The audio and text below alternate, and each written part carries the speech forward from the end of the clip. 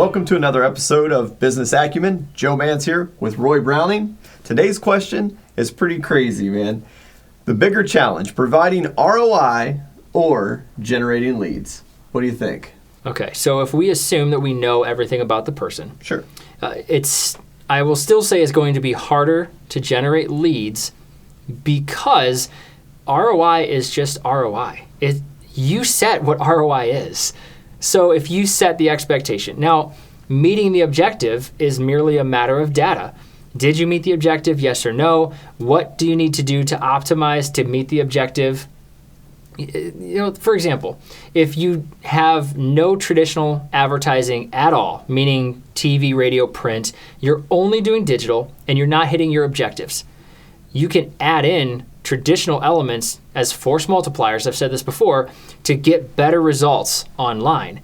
Well, yeah, you can use force multipliers to get better results, but you have to spend more money. And when you're working within the confines of a set budget, it's not always feasible to scale up your efforts in order to reach a particular return. I mean, it narrows down to the return versus every dollar spent.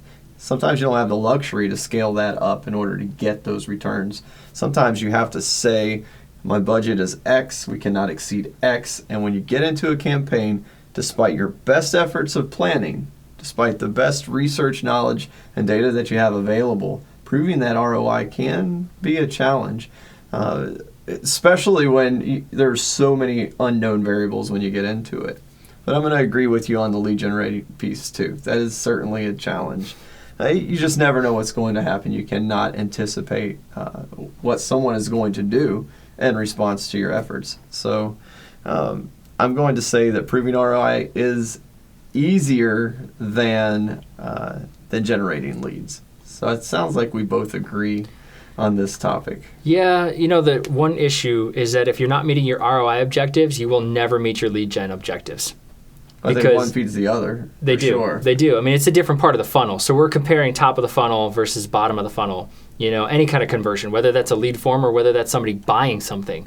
If your goal is to have 10 people buy your product and you don't get enough impressions, you don't get enough click-through rates, you don't get enough traction on your webpage, you're never going to get enough sales. Well, I think this is where people confuse ROI with KPIs. Well, the click-through rate could be your KPI. If enough people click the impressions that are served, it's going to set the pendulum in motion that's going to generate a lead somewhere down the road. But initially, I think it's a challenge when you start to put impressions or clicks as your actual ROI, because a click does not return an investment unless the objective is awareness. If it's top funnel, I think you could start there. But if your return on investment is going to be defined by the number of leads that are generated, they definitely work hand in hand. Therefore, lead generation and ROI are going to be equally complicated because they're the exact same thing. Yeah. Well, let me give you some tactical advice, right? There are 3 distinct areas in a campaign that are going to have measurements. So you're going to have your creative. Is your creative effective? If people are not clicking on your ads or taking the action in your ads, that means that your creative needs to change. That might just be changing the color of the button from green to blue, or it might be making it an easier phone number, something like that. If people are clicking on your ad, chances are your creative is doing great. Something is happening next. And so when you're distributing your ad, maybe you're distributing it to the wrong people. So if you have, 100-time click-through rate, higher than you were expecting, but nobody's buying anything, then you're probably talking to people who are interested, but are not the right audience to buy your product. So we have creative, we have the distribution to the right people, and then your landing page is the final element. If the landing page does not work to convert, if it doesn't have a clear call to action, if it doesn't have enough information to get somebody to buy that product that you want or to fill out that lead form, or maybe the lead form is too long, 75 items just to get on their email list, then that landing page is too long. So if at the end of it all, if you look at those 3 things, is my creative good, is my distribution good, and is my landing page good? If all 3 are good, then I think you won't have any issues meeting your ROI goals and meeting your lead gen goals. That's very well said, Roy. So it sounds like we both agree on this topic. We'd love to hear your comments, your feedback. Do you agree with us? Is there something that we missed? Or maybe you disagree with us completely and you'd like to submit your opinion. We'd love to hear it either way. In the comments below, go ahead and like this video, comment, subscribe to our channel. Thanks for watching Business Acumen. Okay, folks, we're here to sum it up with lead generation versus ROI. Anytime that you're generating leads, it's important that you use the right tactics to bring the audience into a conversion.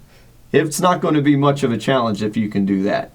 When it turns into ROI, just make sure that you benchmark what that ROI is, and then you'll know what you're heading towards and how to achieve those goals. But always look at the right tactics in order to determine your ROI and to generate those leads. Yeah, I think at the end of the day, it's all about the expectation. What do you expect to get from it? And you have to define it beforehand. If you wait until the campaign is over, you're going to be scratching your head asking yourself the question of whether it was successful or not. But if you set the benchmark up front, you'll be good. And that's how we sum it up. All right, time for the Q&A. All right, so the first one we have Kevin wants to know who determines the ROI, the advertiser, the ad analytics, or the company sales metric. Joe, what do you got, man? I think ROI has to be determined by who's in charge of the money. Yes. So it's, I mean, if I'm spending the money, I'm going to want to know what I can expect in return. And so I will say this, though, the advertising agency or the marketing department can help set that. Oftentimes in a consulting relationship, when a client comes to me and says, here's my budget, I ask them how many widgets do they need to sell in exchange for the budget that they have. They tell me, and that's how we start to determine ROI. That can come from the sales team, it can come from the analytics, it can come from the marketing team, but at the end of the day, how many widgets do you need to sell in exchange for the budget you have? Yeah, and the only other piece there is, depending if you're not selling something directly, like how much is brand engagement worth to you, or how much is brand awareness worth to you. So if 10,000 more people know about your product and they're more likely to buy tomorrow, predetermining whatever that value is. Of course. Yeah. And then Doug wants to know if my investment into something like influencers for marketing campaign is my time, what is a realistic return I can look for? And the same thing's true about their time. What is their time worth? Yeah, I think that you got to look at the influencers, and this is on a scale of anything. I look at an influencer's bill kind of like I do an advertising bill. What is the value of a billboard? What is the value of a TV spot? How much is the advertising company asking me in exchange for renting that space? And it's the same thing when renting the influencer's time, and then determining what the ROI is going to be in exchange for that time or in exchange for that bill. So it's really just a matter of calculating ROI, an influencer with a greater reach, with a larger following or larger audience to reach, and how much their influence impacts that audience is going to have a lot to determine the value of that spend. And it's just the same metrics as you would use with any other advertising platform. Yeah, I think of it a lot like I think of radio.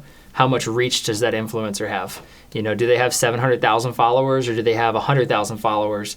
That's going to make a difference, and their rate's going to be different depending on how many followers they have. The other key piece there is how likely are their followers to take the action from them. So some influencers may talk a lot about different advertising, but if it doesn't convert, then it's really not worth the time. So a little bit of research goes a long way with that. But the influencers are going to have pretty detailed information when you're going to buy their services about how much they charge per episode or per hour, and they'll have their reach included. Sounds great. Awesome. Well, if you have any questions or comments, leave them in the comment section below, and we're excited to meet you at the top. To learn more, follow us online at summitup.biz. If you found value in this podcast, please leave us a review. See you next time.